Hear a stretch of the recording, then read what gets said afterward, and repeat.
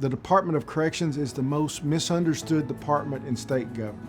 Corrections is often portrayed in the media as a brutal system where individuals are sent to be punished every day for the crimes they committed. The general public has a distorted vision of the true mission of corrections. Many believe the mission of corrections is to provide the environment and methods for daily harassment, torture, and discomfort of those in custody from the day they arrive to the day they are released back into our communities. This false narrative assumes that by delivering pain and discomfort throughout the sentence, that individuals decide on their own really to never reoffend because of the pain of prison, and it's really not worth the reward of the illicit behavior that sent him or her to prison. People, this is simply not the truth.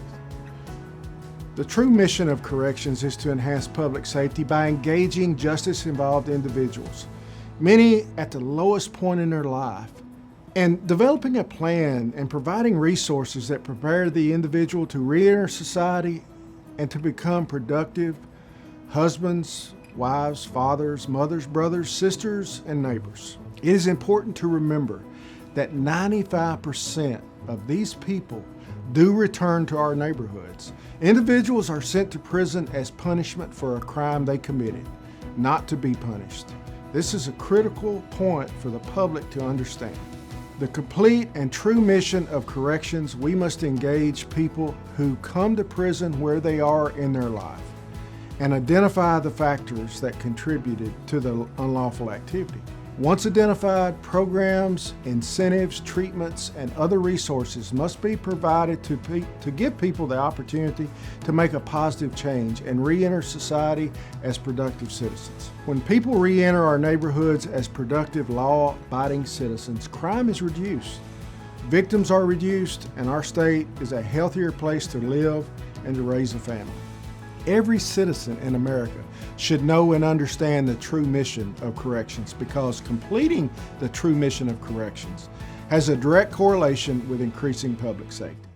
I think most people, even those who are aware of the criminal justice system, still think of the criminal justice system as what happens in a courtroom or what happens in a cop car and what they see on television, the law and order of it all.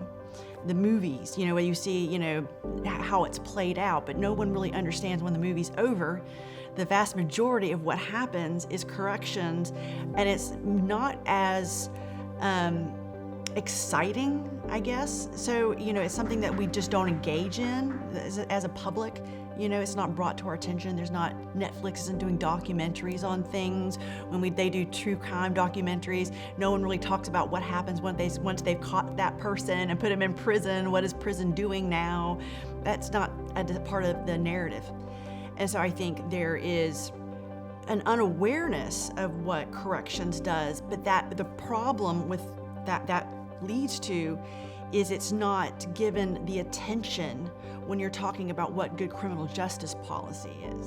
And I want to say out of sight, out of mind for a lot of people in making policy decisions, because they think everything starts and ends in a courtroom. And it just does not. That's where it starts, certainly, but that's not where it ends. And what happens in the courtroom does not necessarily determine success. I mean, all these components have to be working together.